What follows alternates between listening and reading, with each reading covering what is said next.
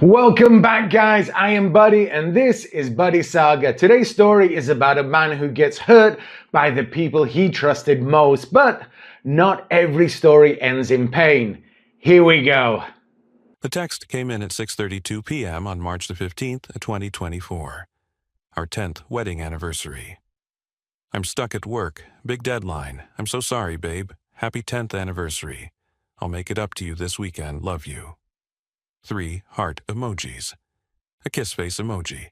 The digital shorthand of a woman who had been lying to me for 14 months and had gotten so comfortable with it that she could decorate her lies with little cartoon hearts.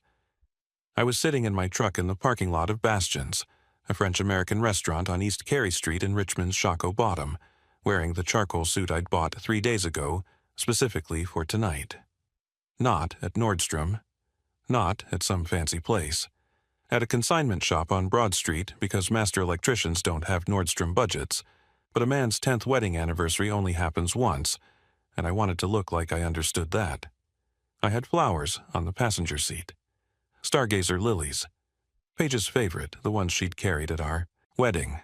The ones I'd had delivered to her office every March 15th for 10 years. This year, I'd picked them up in person because I wanted to hand them to her at the table, watch her face, see if she still looked at me the way she did when she was 29 and I was 32, and we were standing in a church in Church Hill promising each other forever. I read the text again. Stuck at work? I almost drove home. Almost called Knox to see if he wanted to grab a beer. Almost let another evening disappear into the routine of a man whose wife was always busy, always working late, always just out of reach. But I'd already paid for the reservation. Non-refundable deposit, $80, which mattered when you ran a small electrical contracting business and $80 was $80. So I figured I'd go in, eat a nice dinner alone, drink a glass of something expensive, and toast 10 years of marriage by myself. That decision, the decision to walk into that restaurant, instead of driving home, is the reason I'm telling you this story today. I walked into Bastions at 8:10 p.m. The hostess seated me at a small table near the back, next to a window that overlooked the alley, which wasn't exactly romantic but suited a man eating alone on his anniversary.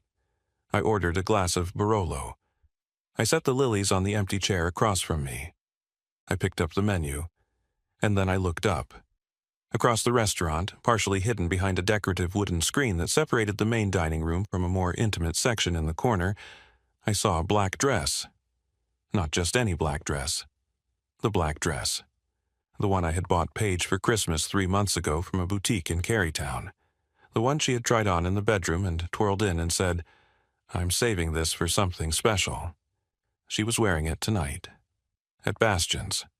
On our anniversary. The anniversary she was too busy to celebrate with me. She was sitting across from a man. Silver-haired, tanned, tailored suit that probably cost more than my truck payment. He was leaning toward her, his hand resting on hers on the white tablecloth. There was champagne on the table. 2 glasses. The kind with the thin stems that you only see in places where people spend money like it's water. He said something. She laughed. The laugh I used to hear across the kitchen when I'd say something that caught her off guard, the unguarded one, the real one. She was giving that laugh to someone else. And then she leaned across the table and kissed him. Not a peck, not a quick social kiss. A real kiss. The kind of kiss that has history and intention, and the promise of what comes after dinner. The kind of kiss I hadn't received from my wife in months. I couldn't breathe. The restaurant sounds, the clinking glasses, the murmured conversations, the soft jazz from the speakers in the ceiling, all of it collapsed into a single high-pitched tone, like the sound a wire makes right before it snaps. My hands gripped the edge of the table so hard my knuckles went white. My vision narrowed until all I could see was that black dress, that silver hair, that kiss. I stood up. I was going to walk over there. I was going to grab that table and flip it. I was going to look at my wife on our 10th wedding anniversary and ask her how the deadline was going. I was going to make a scene that every person in that restaurant would remember for the rest of their lives. I made it 2 steps before a hand closed around my forearm. "Sit down." The voice was low, female, calm in the way that certain people are calm, Not relaxed, but controlled. The calm of a person who has trained themselves to be steady in situations where other people break. I turned. A woman I had never seen before was standing beside my table. Late 40s, dark hair pulled back tight, wearing a navy blazer over a white blouse, no jewelry except a watch that looked functional rather than decorative. She had the posture of someone who had spent years standing in rooms where standing correctly mattered.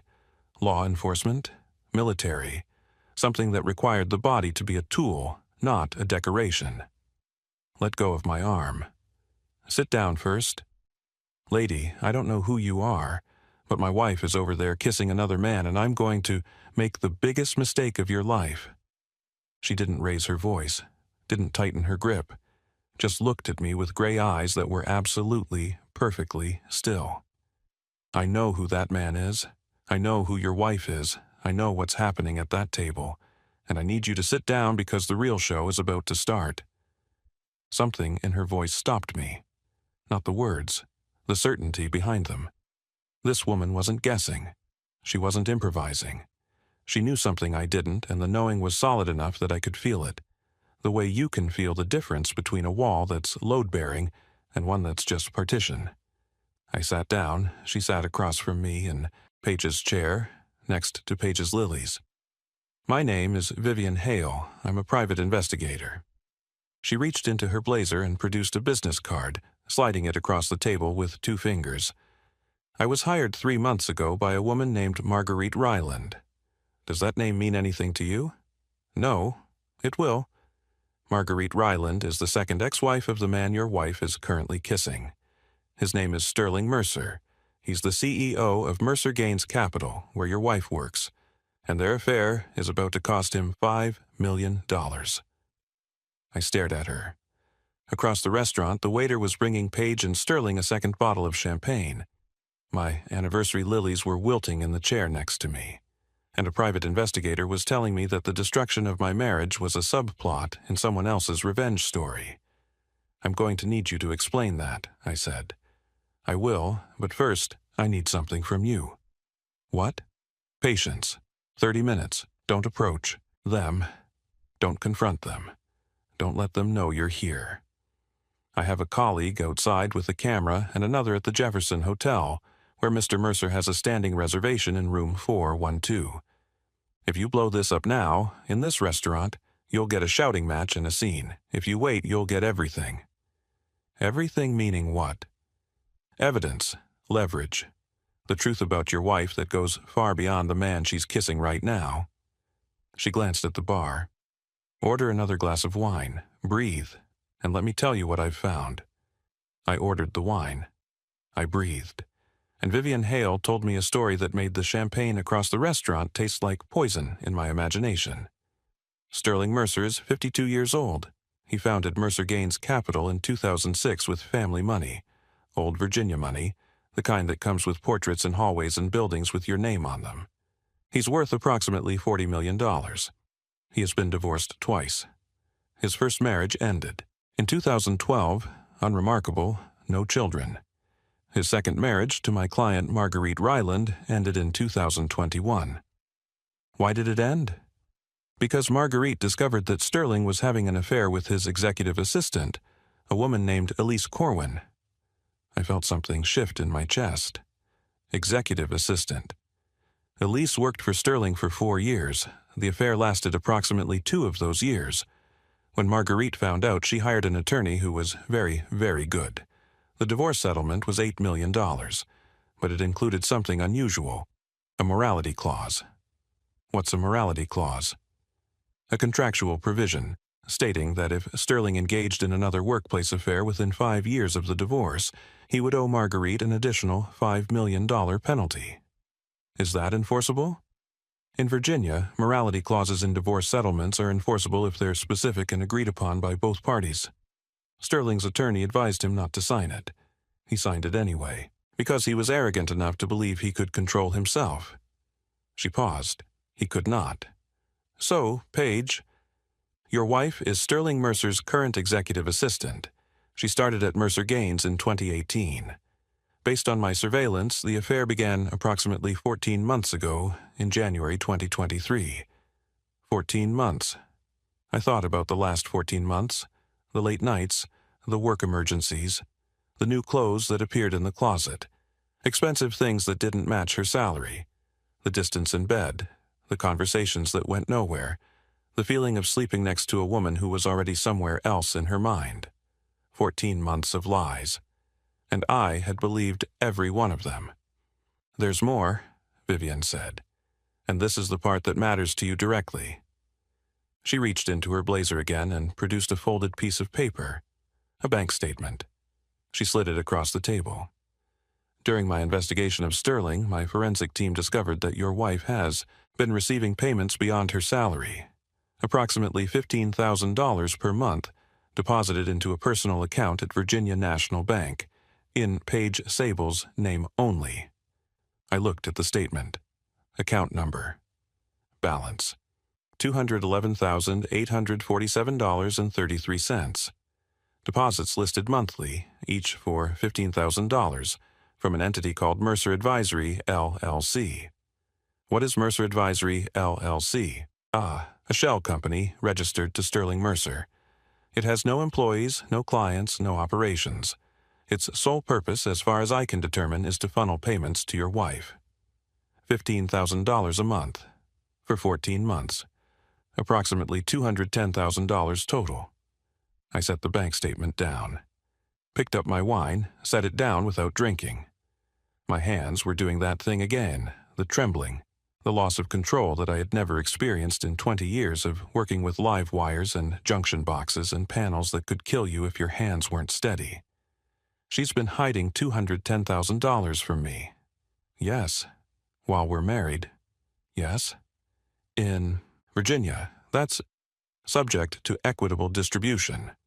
Half of that money is legally yours. But more importantly, the concealment of assets during a marriage is a serious matter in divorce proceedings. It destroys credibility. And in custody disputes, a parent who has been systematically deceiving their spouse for over a year is not a parent the court tends to favor. I looked across the restaurant. Paige was laughing again. Sterling was refilling her champagne. They looked happy. They looked like two people who had the world figured out, who had calculated every angle and covered every base and left nothing to chance. They hadn't calculated me sitting 2 tables away on our anniversary, and they hadn't calculated Vivian Hale. "Why are you telling me this?" I asked. "Your client is Marguerite, the ex-wife.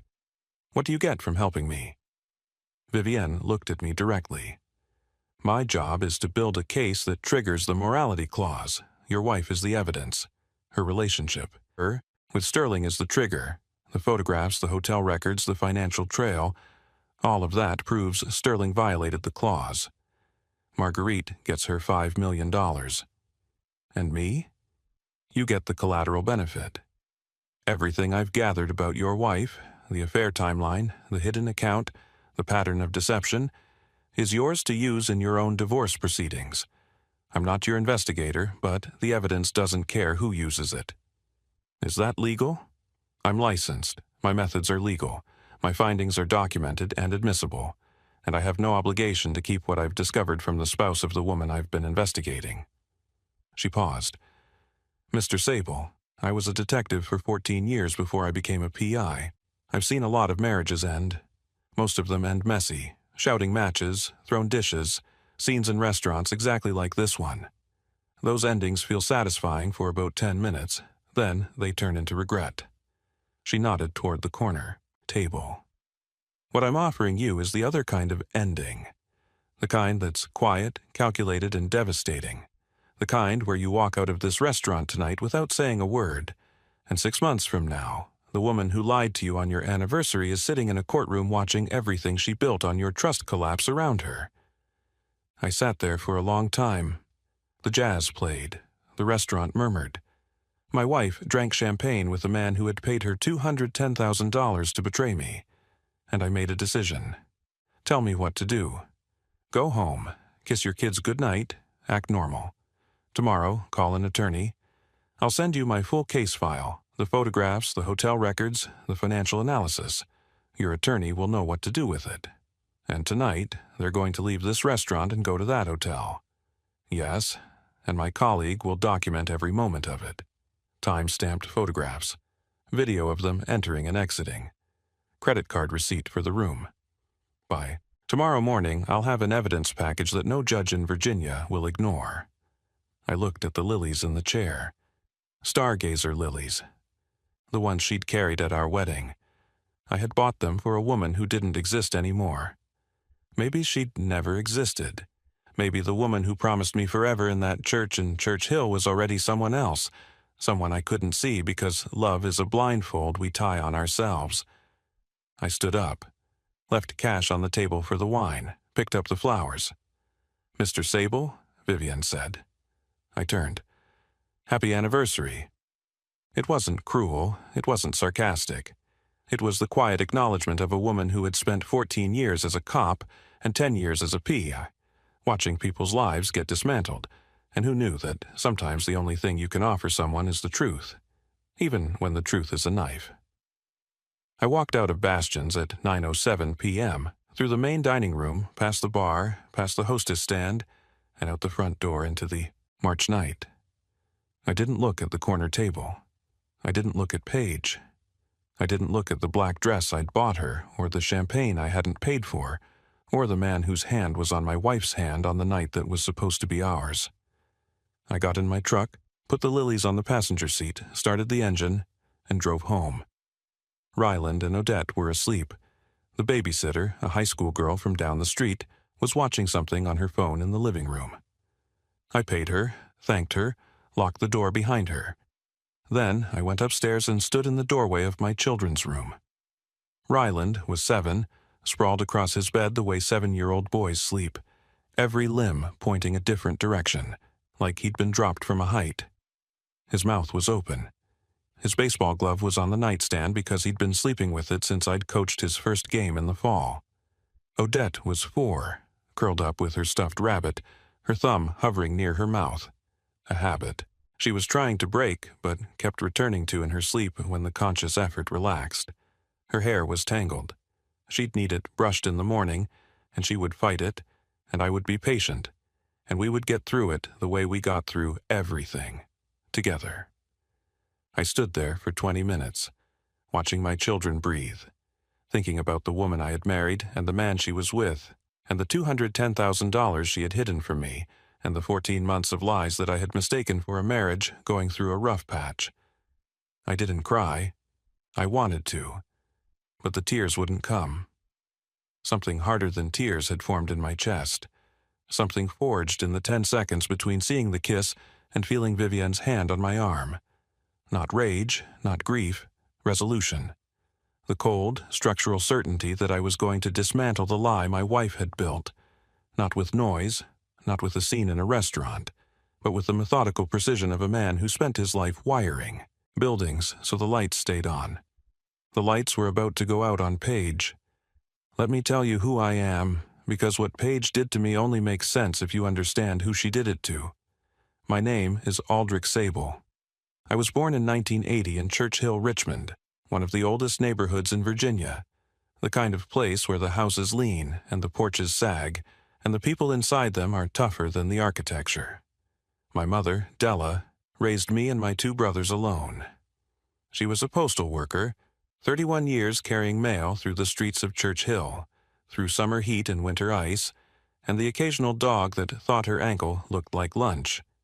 She made $38,000 a year at her peak. She never complained. She never called in sick. She never let us see her struggle, which meant she was always struggling. I became an electrician because electricity made sense to me in a way that school didn't. The logic of circuits, the predictability of current, the satisfaction of making something work that didn't work before. I got my journeyman's license at 23, my master's license at 27, and in 2009, at 29, I started Sable Electric with 1 van, a set of tools, and a $12,000 loan from a credit union in Church Hill that probably shouldn't have approved it but did, because the loan officer knew my mother and figured any woman who carried mail for 30 years probably raised a son who paid his debts. She was right. I paid the loan back in 18 months. By 2024, Sable Electric had 8 employees, 2 service vans, contracts with 3 property management companies, and a reputation across Richmond for showing up on time, doing the work right, and not charging for things we didn't do. Revenue, approximately $110,000 for me after expenses and payroll. Not wealthy, not poor, just a man who built something honest and kept it running. I met Paige Langford in 2012 at a friend's barbecue in the Fan District. She was 29, working as an administrative assistant at a law firm, saving up for a certification program. I was 32, 3 years into building Sable Electric, wearing a polo shirt that had a small electrical burn near the collar because I'd come straight from a job site and didn't have time to change. She didn't care about the burn. She said it made me look like someone who actually worked for a living, which she found refreshing after spending her days surrounded by lawyers who thought physical labor was something that happened to other people. We dated for 2 years. Married March 15, 2014, at St. Patrick's Church in Church Hill. Small ceremony, 70 guests, a reception at the VFW Hall where Knox's cousin played guitar. My mother made the potato salad. Paige's parents drove up from Roanoke and seemed cautiously pleased that their daughter was marrying a man who owned a business, even if that business involved crawl spaces and junction boxes. For 8 years it was good. Not spectacular. Real. The kind of marriage where you argue about the dishwasher and makeup before bed and drive to your kid's soccer game on Saturday morning with coffee in a travel mug and the quiet understanding that this, all of this, is what you signed up for. Ryland came in July 2016. Odette in September 2019. The house on Montrose Avenue, 3 bedrooms, needed rewiring when we bought it, which I did myself over 6 weekends because that's what electricians do. They fix what's broken, even when it's theirs. Paige started at Mercer Gaines Capital in 2018. It was a step up from the law firm. Better pay, better title, benefits. She was excited. She talked about Sterling Mercer like he was a character in a novel, this larger-than-life figure who ran a $200 million fund and wore custom suits and had a corner office with a view of the James River. I was happy for her. I didn't notice that the admiration in her voice was slowly becoming something else. The distance started in late 2022. Gradual, the way distance always starts. She worked later, came home tired, was less interested in the small conversations that hold a marriage together, the how was your day, the what did the kids do, the I saw this thing and thought of you. Those conversations got shorter, then less frequent, then stopped entirely. We still talked, we just didn't say anything. I thought it was the job. I thought it was stress. I thought it was the ordinary erosion that every marriage goes through in the middle years, when the romance fades and the routine sets in, and you have to decide whether to fight for it or let it drift. I chose to fight. I planned the anniversary dinner. I bought the suit, I picked up the lilies. I made the reservation at Bastion's because Paige had mentioned once, months ago, that she'd heard it was romantic, and I had filed that information the way I file everything, carefully, for future use. She filed it, too, for a different dinner, with a different man. The morning after the restaurant, I called Boone Taggart. Boone was 53, divorce attorney, former military JAG officer. His office was on Main Street in a building that had been a bank in the 1920s, which felt appropriate because divorce in Virginia is essentially a financial audit conducted under emotional duress. "Walk me through it," Boone said, pouring coffee from a pot that looked like it had been brewing since the Cold War. I walked him through it. The anniversary, the text, the restaurant, Vivian Hale, Sterling Mercer, the morality clause, the hidden account, the $210,000. Boone listened without interrupting.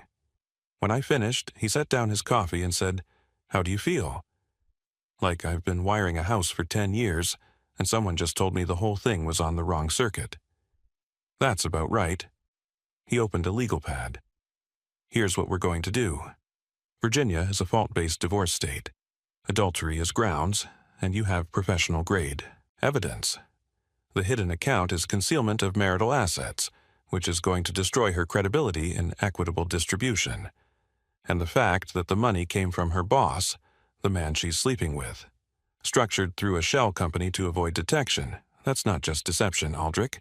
That's a conspiracy between your wife and her employer to defraud you. What about custody? A parent who has systematically lied to their spouse for 14 months, concealed $210,000, and conducted an affair with their boss is not a parent. The court is going to view favorably. I'm going to pursue primary custody for you, and based on what you're telling me, I think we'll get it. What about Sterling? Sterling is Marguerite Ryland's problem, and based on the morality clause, he's about to have a very expensive one. But his involvement with your wife, the payments, the shell company, the hotel room, all of that becomes part of our case file. The judge is going to see the full picture. How long? 6 months, maybe less if she's smart enough to settle. And Aldrich? Yeah? You did the right thing last night, sitting there instead of walking over to that table. Most men would have blown it. You didn't. That patience is going to win you this case. I didn't feel patient. I felt like I was being electrocuted from the inside. That's what patience feels like when it matters. Vivienne delivered her evidence package to Boone's office the following week. It was, as she had promised, airtight. 47 photographs spanning 3 months. Time-stamped entries and exits from the Jefferson Hotel, room 412, on 11 separate occasions. Credit card receipts, the hidden bank account statements, text messages between Page and Sterling obtained through legal discovery, and the documentation of Elise Corwin, the previous executive assistant. Sterling's pattern, established and repeatable. Boone filed for divorce on April 3, 2024. Page was served at her office, at Mercer Gaines Capital, in front of Sterling Mercer's corner office with the view of the James River. That evening, she came home in tears. Aldrich, what is this? Why are you doing this? I was sitting at the kitchen table, the same table where we'd eaten 10 years of dinners, the same table where Ryland did his homework and Odette drew pictures of horses. I had a glass of water in front of me. Nothing else. No documents, no evidence, no props. Just me and the truth and the quiet certainty that I had built my case the same way I built everything else, carefully, correctly, with the wiring hidden behind the walls where it belonged. You know why. Is this because I've been working late? Aldrich, I told you, the job is demanding. Paige, stop. She stopped. I was at Bastion's on our anniversary. I saw you. The color drained from her face the way current drains from a circuit when you kill the breaker, all at once. Complete. You were. I made a reservation. For us. For our 10th anniversary. And I sat 2 tables away and watched you kiss Sterling Mercer while the text you sent me about being stuck at work was still on my phone. She sat down. Not in a chair. On the floor. Like her legs had stopped receiving signals from her brain. It's not what you think. It's exactly what I think. 14 months. $210,000 in a hidden account from a shell company your boss created to pay you. 11 visits to room 412 at the Jefferson Hotel. 47 photographs, text messages, credit card receipts. I took a sip of water. I know everything, Paige, not because I spied on you. Because someone else was already watching Sterling and they found you in the frame. Who? Who was watching? That doesn't matter. What matters is that it's over. The marriage, the lies, the hidden money. All of it. She was crying now. The real crying, not the performance. The crying of a person who has been running a con for 14 months and has just hit the wall at full speed. The kids, Aldrich. Please, don't take the kids. I'm not taking anything that isn't mine, but I'm not giving up anything that is. I'll end it, with Sterling. I'll end it tonight. We can go to counseling. We can... You wore the dress I bought you for Christmas to dinner with another man on our anniversary. You sent me a text with heart emojis while you were sitting across from him. You hid $210,000 from me in an account I didn't know existed. I set down the glass. Counseling doesn't fix that, Paige. Nothing fixes that. She stayed on the floor for a long time. I left the kitchen, went upstairs, checked on the kids, closed their door so they wouldn't hear their mother crying. That was the last real conversation of my marriage. The divorce took 5 months. Boone was methodical, relentless, the kind of attorney who built cases the way I built wiring, Every connection tight, every junction secure, nothing left to chance. Page's attorney tried to fight. He argued that the hidden account was Page's personal savings and not subject to disclosure. Boone presented the Mercer Advisory LLC records showing the payments originated from Sterling's shell company. The judge was not impressed with the personal savings argument. He argued that the affair was not relevant to custody. Boone presented the pattern, 14 months of systematic deception, the concealed account, the text message sent from the restaurant on the anniversary night. The judge noted that a parent who demonstrated a sustained capacity for deception was relevant to evaluating custodial fitness. The hidden account, $211,847.33, was frozen and subject to equitable distribution. Page lost primary custody. I was awarded the children during the school week. Page received alternating weekends. The house on Montrose Avenue was awarded to me as the primary residence for Ryland and Odette. Sterling Mercer's reckoning came separately but simultaneously. Marguerite Ryland's attorney filed to enforce the morality clause in April 2024. Sterling's attorneys fought it for 3 months. In July, a judge ruled the clause enforceable. Sterling owed Marguerite $5 million. The fallout was immediate. 3 major clients pulled their money from Mercer Gaines Capital when the affair pattern became public knowledge in Richmond's business community. Sterling's fund, which had been managing approximately $200 million, dropped to $140 million in 6 months. He didn't go broke. Men like Sterling Mercer never go broke. But he went from being a man who was respected in Richmond to a man who was tolerated, which, for someone whose entire identity was built on status, was a kind of death. Page was fired from Mercer Gaines. Not for the affair, that would have been an employment lawsuit waiting to happen. For restructuring, the kind of restructuring that happens when a CEO needs to cut the person who reminds everyone of his worst decision. She received no severance, no reference, and the NDA she signed on her way out ensured she could never discuss the details of her employment publicly. Vivian Hale sent me a final report after Marguerite's case was resolved. Professional, thorough, no flourishes. At the bottom, she had handwritten a note. The patience paid off. I hope the next chapter is better than the last. She was right. It is. A year has passed. It's March 2025. The anniversary just went by. March 15th. I didn't go to Bastion's. I didn't buy lilies. I took Ryland and Odette to a pizza place on Broad Street, and we ate pepperoni slices and played the claw machine in the corner until Odette won a stuffed penguin that she named Electric, because she said it looked like it had been surprised, which is apparently what electricity looks like to a 5-year-old. I'm still running Sable Electric. Business is steady. We picked up 2 new contracts this year. I hired a 9th employee, a young apprentice, from Church Hill named Darius, who reminds me of myself at 22, all ambition and no polish, showing up early with his tools organized and his questions ready. Knox comes by on Fridays with beer and unsolicited opinions about everything from my truck's alignment to my dating life, which is non-existent. I'm not ready. The wiring in my personal life needs a full inspection before I connect anything new. My mother, Della, is 69. She retired from the post office last year.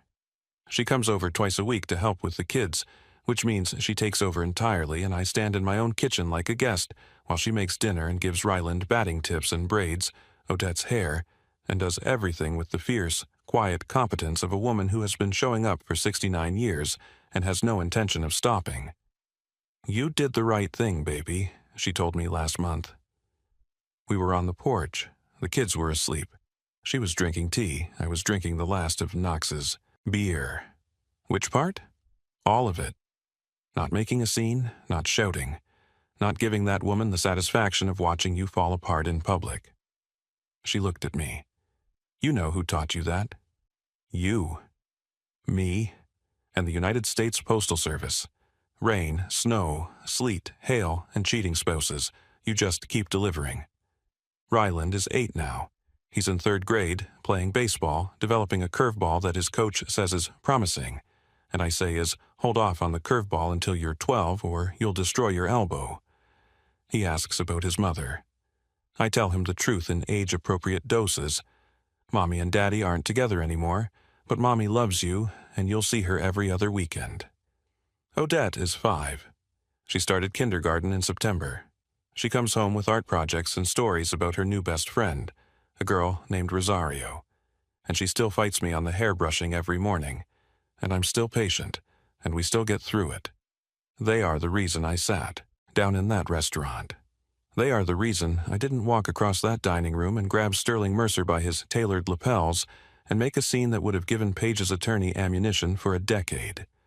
They are the reason I listened to a stranger who told me to wait, and they are the reason the waiting was worth it. I'm in my truck right now, driving to a job site in Henrico County. Ryland is in the passenger seat because it's a teacher workday, and I'm letting him ride along. He's got his baseball glove on his lap, and he's asking me questions about wiring that I answer with the patience of a man who knows that teaching is just another form of building. Dad, how do you know which wire goes where? You read the blueprints, you follow the code. And when the blueprints don't match reality, which happens more than you'd think, you use your experience and your judgment. What if you get it wrong? Then the lights don't come on, or worse, something shorts out and you've got a problem. So you don't get it wrong. But what if you do? Then you find the mistake. You trace the circuit, you fix it, and you make sure it doesn't happen again. He thought about that for a while, turning his glove over in his hands. Is that what happened with you and Mom? A wrong wire? I looked at my son, 8 years old, too young for the truth, too smart for a lie. Something like that, buddy, but the house is rewired now, and the lights are on. He nodded, seemed satisfied. Went back to his glove. I turned onto the highway. The morning sun was coming through the windshield, warm and gold, the kind of light that makes Richmond look like it was designed to be beautiful. My truck smelled like coffee and electrical tape, and the particular optimism of a man who has work to do, and someone to do it for. A year ago, I was sitting in a restaurant watching my wife kiss another man on our anniversary. I was 2 steps from destroying everything, making a scene, losing my leverage, giving Paige the ammunition she needed to paint me as the unstable one. A stranger grabbed my arm and said, "Stay calm, the real show's about to start." I stayed calm. The show started. And when it was over, the lights went out for everyone who had been operating in the dark. But mine stayed on. They always do. Now, I want to ask you something. What would you do if you were sitting 2 tables away from your spouse on your wedding anniversary, watching them kiss someone else? Would you confront them? Would you flip the table and make a scene that every person in that restaurant would remember? Or would you sit down, listen to the stranger, and let patience do what anger never could? And here's the deeper question. Have you ever discovered a betrayal so complete that it changed the way you see the person you loved most? Not just the affair, not just the lie, the whole architecture of the deception, the hidden money, the rehearsed excuses, the text messages with heart, emojis sent from the table where they were sitting with someone else. Have you lived through that? And how did you survive? Drop your answer in the comments. I read every single one. If this story reached into your chest and grabbed something, hit that like button. Share it with someone who needs to hear it, especially anyone who's sitting in a restaurant right now, figuratively or literally, watching something they don't want to see and wondering what to do next. Stay calm. The real show's about to start. Comment your thoughts below and subscribe to the channel so you never miss another story. I'll see you in the next one.